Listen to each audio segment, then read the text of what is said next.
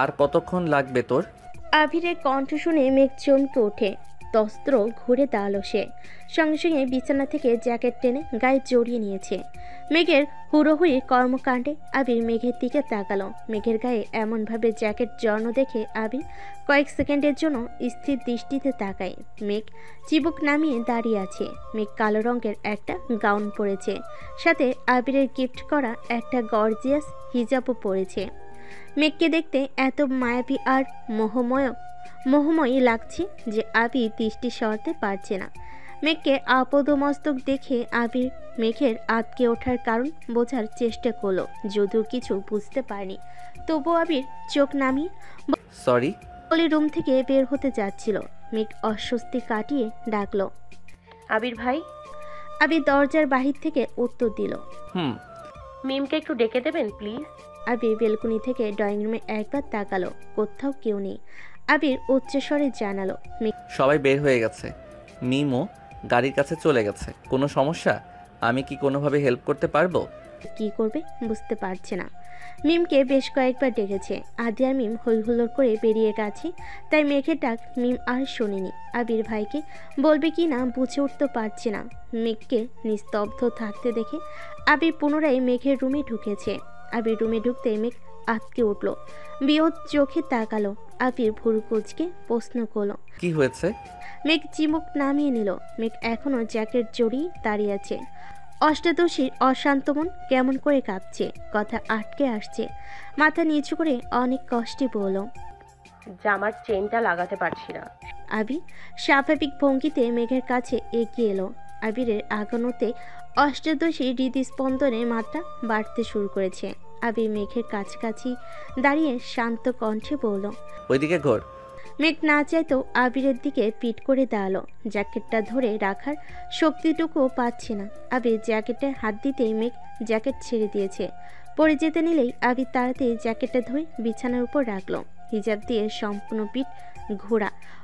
আবির অতি শব্দ মনে পিঠ থেকে হিজাবটা সরায়। সহসা অষ্টাদশীর উজ্জ্বল বনের পিঠ উন্মুক্ত হয়। না চাইতেও আবিরের নজর পড়ে সেই অচ্ছদ্য পৃষ্ঠে, যেখানে পাশাপাশি দুইটা কৃষ্ণবনের বিউটি স্পট ঝলমল করছে। আবির ঢোক গিলে দৃষ্টি সরিয়ে নিল। আবিরের বক্ষ পিঞ্জরে আবদ্ধ হৃৎপিণ্ডটা দিক বেদিক ছুটছে, যেন পাঁজরের হাড় ভেঙে বেরিয়ে আসবে এখনই। আবিরের সর্বাঙ্গ ঘামতে শুরু করেছে। আবিরের হাত কাঁপছে।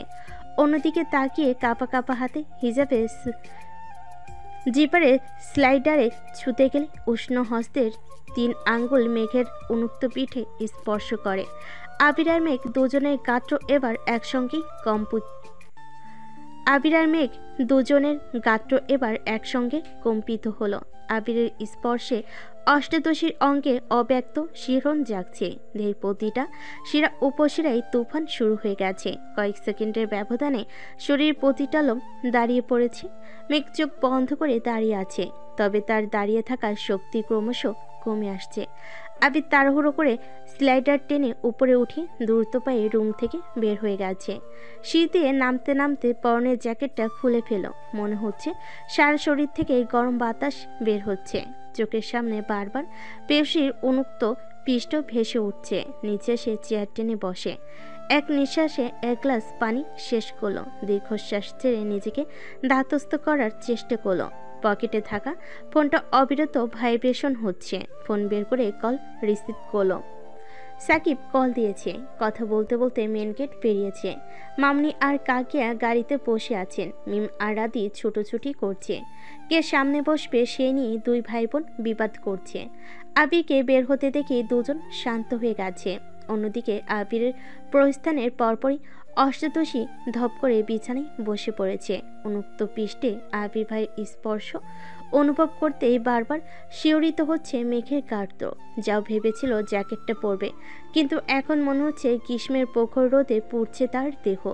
কিছুক্ষণের মধ্যেই নিচে নেমে আসলো মেঘ। আবির গেটে তালা ঝুলিয়ে গাড়ির কাছে আসতেই শুনতে পেল 3 ভাই বোনের কথোপকথন। 3 জনই সামনে বসার জন্য উঠে পড়ে লেগেছে। আবির সেদিকে মনোযোগ না দিয়ে ড্রাইভিং সিটে বসে পড়ল। আকলিমা খান গাড়ির ভেতর থেকে ডাকলেন, কি রে, তোরা কি গাড়িতে উঠবি? মেঘ বাকিদের উদ্দেশ্যে বলছে, শোন, আবির ভাই যে রাগী, গাড়িতে বসে ঘাড় ঘোরালেই দিবে মায়ের। তোর কেউ সামনে বস, আমি বরং পেছনেই বসবো। মেঘের কথা শুনে মিম আর আদি দুজন দুজনের দিকে তাকালো। আদি দৌড়ে এসে মায়ের পাশে বসে পড়েছে। আদির পিছন পিছন মিমও ছুটে এসে বলছে। আমিও আম্মুর সাথে যাব। মেঘ মনমরা হয়ে পড়ল। কি আর করার, তাহলে তো আমাকেই সামনে বসতে হবে। উপরে উপরে মনমরা ভাব দেখালো, মনের ভেতর তার রাজ্য জয়ের খুশি। আদি একগাল হেসে বলল, মেঘাপু, তুমি বরং সামনে বসো। মেঘ যে মনে মনে তাই চাইছিল, এটা তো আর তারা জানে না। আবির ভাই গাড়ি চালাবে আর মেঘ পিছনে বসবে, তা তো হতেই পারে না। গতকাল রাত থেকে প্ল্যান করে রেখেছে, যেভাবে হোক তাকে সামনে বসতেই হবে। মেঘ মিটি মিটি হেসে গাড়িতে উঠছে। আবির এতক্ষণ বেখালি থাকলেও পুরো ঘটনা এসে মনোযোগ দিয়ে শুনেছে। গাড়ির জানালা দিয়ে বাইরের দিকে তাকিয়ে হাত দিয়ে মুখ ঢেকে মুচকি হাসলো। আবির চাইলেই সবার মধ্যে মেঘকে সামনে বসতে বলতে পারতো না। মেঘ যে নিজে থেকেই আবিরের পাশে বসার চেষ্টা করেছে, এতেই আবিরের মন প্রশান্তিতে ভরে গেছে। দিনকে দিন মেঘের করা পাগলামিগুলো আবিরকে তার প্রেয়সীর প্রতি আরও বেশি আসক্ত করে তুলছে। খানবাড়ির রাজপুত্র আর রাজকন্যারা ঢাকা থেকে ত্রিশালের উদ্দেশ্যে যাত্রা শুরু করেছে। আবিরের মামা বাড়ি ময়মনসিংহ বিভাগের ত্রিশালে। যানজট পেরিয়ে আসতে অনেকটা সময় লেগে যায়। আবির পূর্ণ মনোযোগ দিয়ে গাড়ি চালাচ্ছে। মেঘ একবার রাস্তার দিকে দেখছে, মাঝে মাঝে আর চোখে আবিরকেও দেখছে। আবিরের দিকে যতবার তাকায় ততবারই বাসার ঘটনার কথা মনে পড়ে যায়, ততবারই অষ্টাদশী লজ্জায় নুয়ে পড়ে। আকলিমা খান আর হালিমা খান সাংসারিক আলোচনা করতে ব্যস্ত। গাজীপুর চৌরাস্তা দিয়ে কিছু দূর যাওয়ার পর আবির গাড়ির কাজ নামিয়ে দিয়েছে। শীতল পরিবেশ, রাস্তার পাশে বিশাল আকৃতির গাছ। মেঘ এক মনে সেসব দৃশ্য দেখছে আর আপন মনে কত কি ভাবছে। অষ্টাদশীর অশান্ত মনে ছুটোছুটি করছে কত শত প্রেমময় বার্তা। আচমকা আবির রাস্তার পাশে গাড়ি থামাতেই মেঘসহ পাখিরাও চমকে উঠল। আবির মামুনি আর কাকিয়ার উদ্দেশ্যে বলে, 5 তোমরা একটু বসো, আমি আসছি। মিনিটের মধ্যে একটা শপিং ব্যাগ আর কিছু খাবার নিয়ে উঠেছে গাড়িতে। খাবারগুলো মিমদের দিয়ে শপিং ব্যাগটা মেঘকে দিয়ে বলল। এটা রাখো, পরে নিব। দীর্ঘ পথ অতিক্রম করে আবিরের মামা বাড়িতে পৌঁছালো। 3 মামার বাড়ি পাশাপাশি। বড় মামার বাড়ি 2তলা বিল্ডিং। বিয়ে বাড়িতে গেট অনেক দূরে থেকেই সবার চোখে পড়েছে। গেটের কাছে অনেকেই অপেক্ষা করছে। মিমদের নামতে দেখে বরণডালা নিয়ে মালা ঘর থেকে বেরিয়ে আসছে। মেঘ বের হতে যাবে, এমন সময় আবির মেঘের হাত টেনে 1000 টাকার নোট মেঘের হাতে দিয়ে আস্তে করে বলল, বরণ করলে এটা দিয়ে দিস। মেঘকে কেউ যেন কোনোভাবে কিছু বলতে না পারে, তাই আবির আগে থেকে চোখ কান খোলা রাখার চেষ্টা করছে। আবিরের সামনে মালা বরণডালা ধরতেই আবির বিরক্তির স্বরে বলল, আমার এসব পছন্দ না, বরণ করলে ওদের কর। আবির বরণডালায় টাকা দিয়ে মালাকে পাশ কাটিয়ে বাড়িতে ঢুকে পড়েছে। মালা যথারীতি হাসি মুখে বাকিদের বরণ করল। আবির একটু ভেতরে আসতেই সাকিব দৌড়ে এসে আবিরকে জড়িয়ে ধরে বলল, কেমন আছো ভাইয়া? আলহামদুলিল্লাহ ভালো, তুই কেমন আছিস? আলহামদুলিল্লাহ অনেক ভালো। কত বছর পর তুমি আমাদের বাড়িতে আছো, ভালো তো থাকতেই হবে। আবির স্বাভাবিক কণ্ঠে শুধালো, বাকিরা কোথায়? আছে, চলো। ততক্ষণে মেঘেরাও বাড়িতে ঢুকে পড়েছে। আবির বারান্দায় পা রাখতে রাখতে সবার উদ্দেশ্যে সালাম দিল।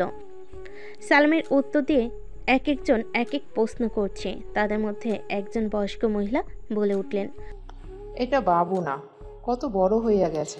মাশাল্লাহ, বাবুরে চেনার তো কোনো উপায়ই নাই। উঠান থেকে মেঘ কথাটা শুনে ফিক করে হেসে দিল।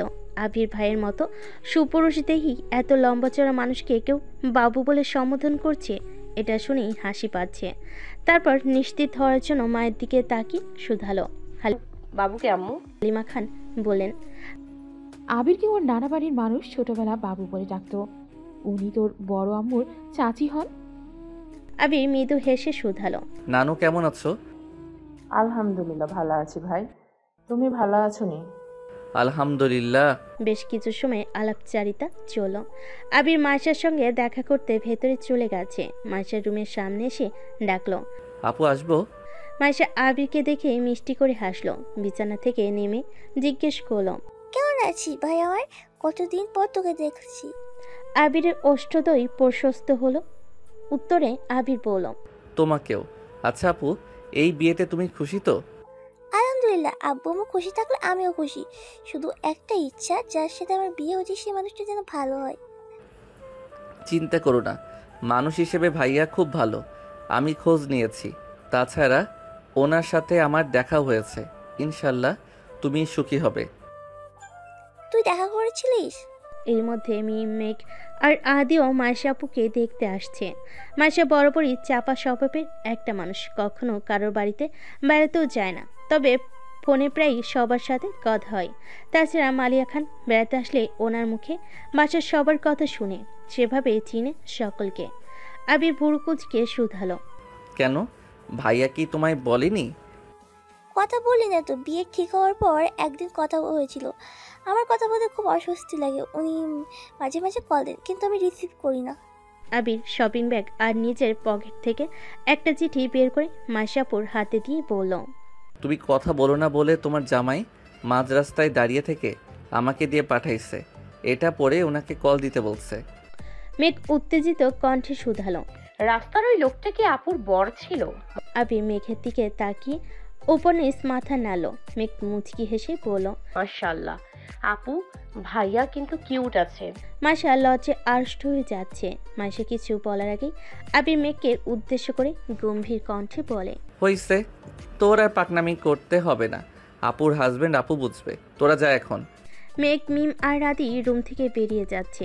আবির পা বাড়াতেই মাইশা আবিরের হাতে চিমটি কেটে আশ্বস্ত করে বলল, আমার জামাইরে কিউট বলছে, তাতে তোরা তো চলে গেন। কাহিনী কি কি চলে?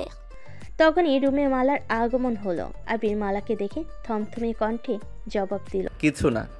মালা বলল, ভাইয়া কেমন আছো? ভালো। আবির মায়ের থেকে বিদায় নিয়ে চলে গেছে। আবির সাকিবের সঙ্গে থাকবে, তাই গাড়ি থেকে ব্যাগ নামিয়ে সাকিবের রুমে গেল। সাকিব আর মালারাও সম্পর্কে চাচাতো ভাই বোন। মেঘ, মিম, দিশা, স্মৃতি ওরা চারজন এক রুমে থাকবে বলে ঠিক করেছে। দিশা মালার আপন ছোট বোন, স্মৃতি সাকিবের ছোট বোন। খাওয়া দাওয়া করে বিকেলের দিকে চার কাজিন মিলে পুরো বাড়ি ঘুরে দেখছিল। বিয়ে বাড়ি মানেই হইচই। বিকেল হতে আত্মীয় স্বজনদের ভিড় জমতে শুরু হয়েছে। মেঘ, মিম আগেও কয়েকবার এসেছিল, তবে সেসব ছোটবেলার ঘটনা, এখন আর কিছুই মনে নেই তাদের। আবিতে তিন মামার বাড়ি পাশাপাশি হওয়ায় তিনটা উঠান মিলে বাড়ির সামনে বিশাল মাঠে নাই জায়গা। একপাশে খাবারের ব্যবস্থা করা হচ্ছে, আরেক পাশে গায়ে হলুদের স্টেজ করা হচ্ছে। সাকিব, মিলন, আবির এমনকি আদেও স্টেজ সাজানোতে ব্যস্ত। মেঘ আবিকে দেখেই থমকে দাঁড়ালো, পা বাড়ালো সেদিকে। স্মৃতি পেছন থেকে ডাকলো, স্ট্রেস সাজানো দেখতে। তোমরা ঘুরে আসো, আমি যাব না। মেঘার কোথায় যাবে? তার আবেগের কেন্দ্রবিন্দু তো আবির ভাই। আবির ভাইকে দেখাতে যতটা শান্তি, সেই শান্তি আর কোথাও নেই। তাই মেঘ স্টেজের দিকে এগিয়ে আসলো। সাকিব মেঘকে দেখে জিজ্ঞেস করলো, কেমন আছো মেঘবতী? আলহামদুলিল্লাহ, আপনি কেমন আছেন? আলহামদুলিল্লাহ। মেঘের কণ্ঠ শুনে আবির পেছন ফিরে মেঘকে দেখলো। চুলগুলো বেঁধে মাথায় ওড়না দিয়ে রেখেছে।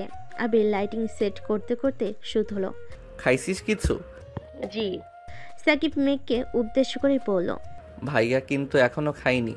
তুমি ভাইয়ার খোঁজ নিলে না কেন? আবির দাঁতে দাঁত চেপে সাকিবের দিকে তাকিয়ে বলল, বেশি কথা বললে তোর শরীরে তার পেঁচিয়ে দিব। মেঘ শীতল কণ্ঠে বলল, আমি তো জানতাম না। আবির মেঘের দিকে তাকিয়ে বলল, আমি খাইছি। সাকিব এমনি মজা করছে। আবির সাকিবেরা কাজ করছে। মেঘ চেয়ারে বসে বসে তাদের কাজ করা দেখছে। কিছুক্ষণ পর স্মৃতি, দিশা আর মিমো চলে আসছে। সবাই চেয়ারে বসে গল্প করছে, অথচ মেঘের নজর আবিরের দিকে। আশেপাশে কে কী বলছে সেসবের কোনো মনোযোগ তার নেই। স্টেজ সাজানো প্রায় শেষের দিকে। তখন মালা একটা প্লেটে অনেক রকমের পিঠা নিয়ে আসছে। আবিরকে ডেকে বলছে, আবির ভাইয়া তোমার জন্য পিঠা নিয়ে আসে। মালার কথাই আবির কোনোরূপ প্রতিক্রিয়া দেখালো না, ফিরে তাকালো না। অথচ ম্যাগের সেট করে রাগ উঠে গেছে। মনে পড়ে গেছে বাসে আবির ভাইয়ের উপর ঢলে পড়তে যাচ্ছিল এই মালা আপু। আবির ভাইয়ের প্রতি তখন তীব্র ভালোবাসা অনুভব করতে না পারল। সেদিন ঠিকই কেঁদেছিল সে।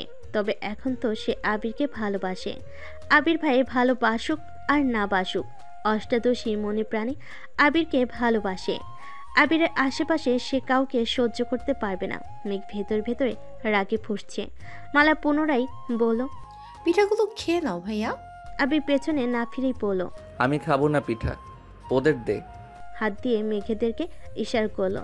আবিরের কথাটা মালার পছন্দ হয়নি। অকমর সাথ সাকিব বলল, 3 দিন যাবৎ এত কাজ করতেছি, আমাকেও তো একটা পিঠা সাধতে পারিস। মালা সাকিবের উপর নিজের ক্ষোভ প্রকাশ করে। তুই কি বাড়ির মেহমান যে তোকে আলাদা করে পিঠা দিতে হবে? সাকিব মন খারাপ করে বলল। আজ মেহমান হতে পারিনি বলে কেউ দামই দেয় না। মালার কথা পারলো না, মেঘের হাতে পিঠাগুলো দিয়ে চলে গেল। পিঠাগুলো সে আবিরের জন্য আলাদা করে এনেছিল। নকশি পিঠার সবগুলো লাভ আকৃতি। পিঠাগুলোর দিকে নজর পড়তে দ্বিতীয় দফায় রাগ উঠে গেল মেঘের। মিমার স্মৃতির দিকে পিঠাগুলো দিয়ে পড়ল। আবির সাকিবের দিকে তাকাতেই সাকিব জিজ্ঞেস করলো, কি হয়েছে মেঘবতী, পিঠা খাবে না কেন তুমি? আমাদের বাড়িতে পিঠাগুলো কি অপরাধ করেছে যে তুমি তাদের ছুঁড়েও দেখছো না? মেঘ গম্ভীর মুখ করে উত্তর দিল, পিঠা খাবো, তবে এগুলো না। সাকিব বলল, এই মিলন, মেঘবতীর জন্য পিঠা নিয়ে আয়। যত জাতের পিঠা ঘরে আছে সবগুলো নিয়ে আসবি। মেঘ ভুরু কুচকে বলল, আমি এখন খাবো না পিঠা। মিলন সেসবে পাত্তা দেয়নি। কিছুক্ষণের মধ্যেই বড় প্লেট দিয়ে অনেক প্রকার পিঠা এনে মেঘকে দিয়েছে। মেঘ না চেতেও 2-1টা পিঠা খেয়েছে। আবির লাইটিংয়ের কাজ শেষ করে মেঘের পাশের চেয়ারে বসেছে। মেঘ আবিরের দিকে প্লেট এগিয়ে দিয়ে বলল, নিন পিঠা খান। আবির 2 হাত সামনে এগিয়ে বুঝালো, হাতে ময়লা, খাবি কি করে? মেঘ ভনিতা ছাড়াই বলল, হাত ধুয়ে আসুন। আবির রাশভারী কণ্ঠে বলল। কষ্ট লাগছে? মেঘ মুচকি হেসে আস্তে করে বলল, খাইয়ে দিব আমি। দিলে খারাপ হয় না। মেঘ কথাটা মজা করে বলেছিল। আবির ভাই যে এভাবে রাজি হয়ে যাবে এটা ভাবেনি। আবিরের পছন্দ মতো কয়েকটা পিঠা খাইয়ে দিয়েছে। হঠাৎই আবিরের চোখ পড়ে। বড় মামার সঙ্গে আবিরের আব্বু বাড়িতে আসতেছেন। আবির মেঘকে বলে, আর খাবো না, তুই খা। আবির তৎক্ষণাৎ চেয়ার থেকে উঠে স্টেজে চলে গেছে। স্টেজের বাকি কাজ করছে। আবির ভাইয়ের অকমর্ষাৎ পরিবর্তন দেখে মেঘ বড়কুচকে তাকিয়ে রইল, মনে মনে ভাবছে, এই বেটার সমস্যা কি? এবারে সমস্যা কি? মাঝে মাঝে মনে হয় ওনার মতো রোম্যান্টিক মানুষ এই পৃথিবীতে আর একটাও নেই। আবার মাঝে মাঝে মনে হয় ওনার মতো পাষাণ আর একটাও নেই। উনি এমন কেন? আলী আহমদ খান মিম আর মেঘকে দেখে হাসি মুখে প্রশ্ন করলেন। তোমরা কখন আসছো? বরাবর কণ্ঠস্বরে মেঘের ধ্যান ভাঙে। মিম স্বাভাবিক কণ্ঠে বলে, দুপুরের দিকে আসছি বরাব্বু। আবিরের বড় মামা শুধালেন, খাওয়া দাওয়া করছো নাকি শুধু পিঠাই খেতে দিয়েছে তোমাদের? মেঘ আলগোছে হেসে উত্তর দিল, আমরা এসেই ভাত খেয়েছি, এখন আবার পিঠা খাচ্ছি। মামা পুনরায় বলেন, এটাকে নিজের বাড়ি মনে করবে, যা ইচ্ছে হবে নিজের হাতে নিয়ে খাবে, সেটা গাছের কোনো ফলই হোক অথবা ঘরের কোনো খাবার। মিম আর মেঘ একসঙ্গে বলল, আচ্ছা বড় মামা। হঠাৎ করে এই বাড়ির পরিবেশ বদলে গেছে। হই হুল্লোড়ে যেন 3 গুণ বেড়ে গেছে। মাসার শ্বশুর বাড়ি থেকে বেশ কয়েকজন গায়ে হলুদের শাড়ি, মেহেদি আরও কি নিয়ে আসতেছে।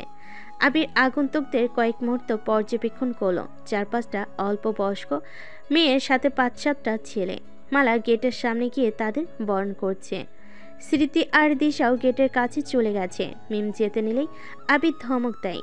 আবিরের ধমকে মিমের সঙ্গে সঙ্গে মেঘও কেঁপে উঠেছে।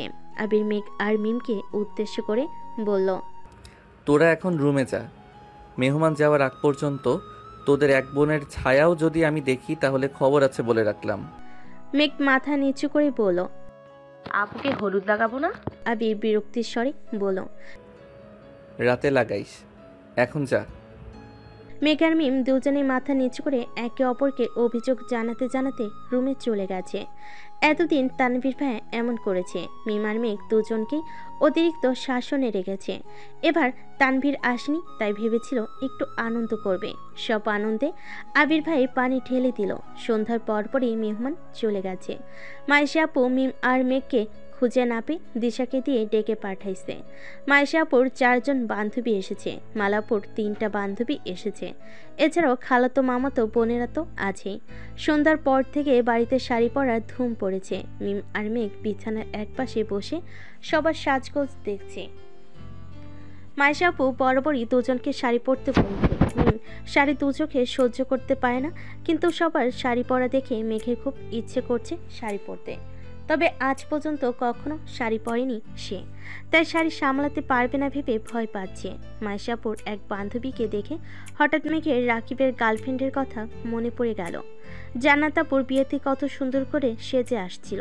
রাকিব ভাইয়ের গার্লফ্রেন্ডকে দেখে সেদিন মেঘেরও শাড়ি পরতে ইচ্ছে হয়েছিল, তবে আজ আর সাহস পাচ্ছে না। আচমকা মাইশাপু মেঘের দিকে তাকিয়ে জোর গলায় বললেন, আপু তুমি কিন্তু ওই শাড়ি পরবে, একদম না শুনবো না। পরবে মানে পরবেই। আপু আমি তো কখনো শাড়ি পরিনি। তোমার যেভাবে সুবিধা হয় সেভাবে পরানোর চেষ্টা করবো, তুমি চিন্তা করো না। মিমের এসব শাড়ি পরা দেখতে দেখতে আর ভালো লাগছে না। মেঘ শাড়ি পরবে শুনে মন খারাপ করে রুম থেকে বেরিয়ে গেছে। মেঘও রেডি হতে ওয়াশরুমে গেছে। মাইশাপু মিটি মিটি হাসছে। মাইশাপুর বেস্ট ফ্রেন্ড জিজ্ঞাসু চোখে চেয়ে প্রশ্ন করলো। মাইশা আশেপাশে দেখে বান্ধবীর কানের কাছে বিড়বিড় করে বলল, আবিরের কথা বলছিলাম না তোকে, ও চাচাতো ভাই মেঘ, আমি শিওর আবির মেঘকে পছন্দ করে, কিন্তু কিছু বলতে পারছি না। মেঘ শাড়ি পরছি যাতে আবির রিয়াকশনটা বুঝতে পারি। মাইশার শ্বশুর বাড়ির লোকজন চলে গেছে অনেকক্ষণ হলো, তবুও মেঘ মিমের পাত্তা নেই। আবির আদিকে দিয়ে ডেকে পাঠিয়েছে, অথচ মেঘ আর মিম এখনো নামছে না। হঠাৎ আবিরের মনে হলো মেঘের জন্য সে আলাদা করে গায়ে হলুদের ড্রেস নিয়ে আসছিল, যেটা আবিরের ব্যাগে আছে। আবির সাকিবদের ঘরে গিয়ে দেখে ড্রেসটা বের করে দেখছে। গায়ে হলুদ উপলক্ষে সবার জন্য রানী গোলাপি রঙের শাড়ি পাঞ্জাবি আনা হয়েছে। কালার পছন্দ করার দায়িত্ব আবিরের ছিল, তাই হলুদ রং বাদ দিয়ে অন্য রঙকেই প্রাধান্য দিয়েছে সে। শাড়ি পাঞ্জাবি কেনার দিনই মেঘের জন্য একটা ড্রেস কিনেছিল, কিন্তু বাসে আসার পর সেই জামা দেখে মন ভরছিল না। তাই গতকাল রাতে মার্কেটে গিয়ে অনেক খুঁজে মেঘের পছন্দ মতো রানী গোলাপি রঙের একটা ড্রেস নিয়ে আসছে। ড্রেসটা পরে তার স্পেরোকে কেমন লাগবে সেটাই ভাবছে। কিছু একটা ভেবে নিজের মাথায় গাঁটটা মেরে আনমনে হেসে ফেল। ড্রেসটা শপিং ব্যাগে ভরে মালাদের ঘরের সামনে উঠান পর্যন্ত আসতেই মালিয়া খান ডাকলেন, এসে থেকে কোথায় ঘুরে বেড়াচ্ছিস? ভাবি বলল আসার পর নাকি অল্প ভাত খাইছিলি, তোর কি খিদে পায় না নাকি? পিঠা দিব তোকে নাকি ভাত খাবি? এখন কিছু খাবো না আম্মু, বিকেলে পিঠা খাইছি, ক্ষুধা লাগলে খাবো, তুমি টেনশন করো না। আবির মায়ের সাথে কথা বলে যেই না ঘরে ঢুকতে যাবে তখনই সামনে মালা হাজির হলো। আবিরের কণ্ঠ শুনে নিজের রুম থেকে বেরিয়ে এসেছে। মালা উত্তেজিত কণ্ঠে শুধালো, ভাইয়া তোমার কি কিছু লাগবে? আমায় বলো, আমি এখনই দিচ্ছি। আবির হাতে শপিং ব্যাগ দেখে পুনরায় প্রশ্ন করলো, শপিং ব্যাগে কি? আবির রাগান্বিত কণ্ঠে উত্তর দিল, সে যাই থাকুক তোর ভাবতে হবে না, আর আমার কিছু লাগলে আমি নিজেই নিতে পারবো, তুই নিজের চরকায় তেল দে। আবিরের রাগান্বিত কণ্ঠ শুনে মালা মাথা নিচু করে মনে মনে বলল, আমারই তো ভাবতে হবে, আমি যে তোমাকে ভালো। আবির ধমক দিল, রাস্তা থেকে সরে দাঁড়া। মালা তড়িঘড়ি করে সরে দাঁড়ালো। আবিরকে যেতে দেখে মালাও নিজের রুমে সাজতে চলে গেছে। আবির বারান্দা পেরিয়ে দোতলায় যাওয়ার জন্য কয়েক সিঁড়ি উঠতেই আচমকা আলতারাঙ্গা একটা পা চোখে পড়ল। পায়ের মালিক দোতলা থেকে নামছিল। শীতে এক পা রেখেই যেন থমকে দাঁড়িয়েছে। আবির স্বাভাবিকভাবে চোখ তুলে তাকাতেই আশ্চর্য বনে গেল। চোখ পড়ে এক মায়াবিনীর দিকে। সহসা মুগ্ধ আখিতে তাকায়। সেই মায়াবিনী যেন মায়ের জাল বিছিয়ে রেখেছে। আবিরের মতো হাজারো সুপুরুষ যুবক তার এই রূপে ঝলসে যাবে। বাঙালি স্টাইলে রানী গোলাপি রঙের শাড়ি পরিহিতা মায়াবিনীর কোমর চড়ানো চুলগুলো অতিশয় ধীর গতিতে উঠছে। মুখে হালকা মেকআপ, চোখে আইলাইনারের সঙ্গে গাঢ় করে কাজলও লাগানো, ঠোঁটে লাল টকটকে লিপস্টিক, গলায় হালকা গহনা, তার সঙ্গে কোমরে বিছা। আবির কিং কর্তব্য বিমূঢ় বিস্ময় চোখে মায়াবিনীকে আপদ মস্তক দেখল। বাকরুদ্ধ দৃষ্টিতে চেয়ে আছে সেই আঁখি জোড়ায়। মায়াবিনীর দিকে তাকি উপরের সিঁড়িতে পা রাখতে গিয়ে হোঁচট খেয়ে পড়তে নিলে সঙ্গে সঙ্গে হ্যান্ডেল ধরে কোনো রকম নিজেকে সামলালো। আবিকে হোঁচট খেতে দেখে মায়াবিনী কয়েক সিঁড়ি নেমে আতঙ্কিত কণ্ঠে শুধালো, কি হয়েছে আপনার? মায়াবিনীকে কাছে আসতে দেখে আবি তৎক্ষণাৎ 2-3 সিঁড়ি নিচে নেমে নেশাক্ত কণ্ঠে বিড়বিড় করে কি যেন বলল। মায়াবিনী শেষে বলা উফটাই বুঝতে পারলো। মায়াবিনী চিন্তিত স্বরে শুধালো, আপনি ঠিক আছেন তো? আবির উত্তর না দিয়ে উল্টো প্রশ্ন ছুড়ে দিল। তুই কি ঠিক থাকতে দিচ্ছিস? আবিরের প্রশ্ন শুনে মায়াবিনী অপলক দৃষ্টিতে তাকালো। চোখে মুখে উজ্জ্বলতা ফুটে উঠেছে। উত্তেজিত কণ্ঠে পুনরায় প্রশ্ন করলো, শাড়িতে কেমন লাগছে আমায়? আবির পুনরায় তাকালো। ক্লান্তহীন অমত্ত চেয়ে রইল কিছুটা সময়। মেঘটি চোখ চোখে চেয়ে আছে, মুখে তার মিষ্টি হাসি। আবিরের ঘোর যেন কিছুতেই কাটছে না, দৃষ্টি তার সরছে না। মনে হচ্ছে মায়াবিনীকে দেখার ব্যাকুলতা এই জন্মে আর শেষ হবে না। মৃত্যু ব্যতীত মায়াবিনীর মায়ের জাল থেকে বের হতে পারবে না সে। মেঘ পুনরায় প্রশ্ন করল, কেমন লাগছে বললেন না? মেঘের কথাই আবিরের মনোযোগ বিঘ্ন ঘটে। আবেশিত কণ্ঠে বলল, মায়াবিনী। আবির ভাইয়ের মুখে মায়াবিনীর শব্দ শুনে অষ্টাদশী লজ্জায় আড়ষ্ট হয়ে গেল। ব্লাশ দেওয়া কপাল আরও বেশি রক্তিম বর্ণ ধারণ করেছে। ডিসেম্বরের তীব্র শীতেও অষ্টাদশীর নাকি ঘাম চিকচিক করছে। প্রিয় মানুষের মুখে নিজের প্রশংসা শুনে অষ্টাদশীর কলেবরে অন্যরকম শিহরণ জাগছে। এতক্ষণ আবির ভাইয়ের দিকে তাকিয়ে থাকলেও এখন লজ্জায় চোখ তুলে তাকাতে পারছে না। আবির গলা খাকারি দিয়ে বলল, হাতটা দেখি। আবির নিজের হাত বাড়ালো। মেঘ ডান হাত একটু এগোতেই আবির মেঘের হাত ধরে এক সিঁড়ি উপরে উঠে মেঘের ডান হাতের কনিষ্ঠ আঙ্গুল মুখের কাছে নিল। মেঘের কনিষ্ঠ আঙ্গুল ব্যতীত বাকি আঙ্গুলগুলোর স্থান পেল আবিরের গালে। আবিরের গালে থাকা খোঁচা খোঁচা দাড়ি স্পর্শ করতেই অষ্টাদশীর বুকের ভেতর উত্থাল পাত্থাল ঢেউ শুরু হয়ে গেছে। আবির মেঘে কনিষ্ঠ আঙ্গুলে আস্তে করে কামড় দিল। অমনি অষ্টাদশী কেঁপে উঠল। মেঘের অস্বস্তি বুঝতে পেরে আবির হাত ছেড়ে কিছুটা সরে দাঁড়ালো। আবির স্বভাব সুলভ ভারী কণ্ঠে বলল, আমায় সুন্দর লাগছিল বলে তুই একদিন নজর কাটিয়েছিলি, আজ আমি কাটালাম।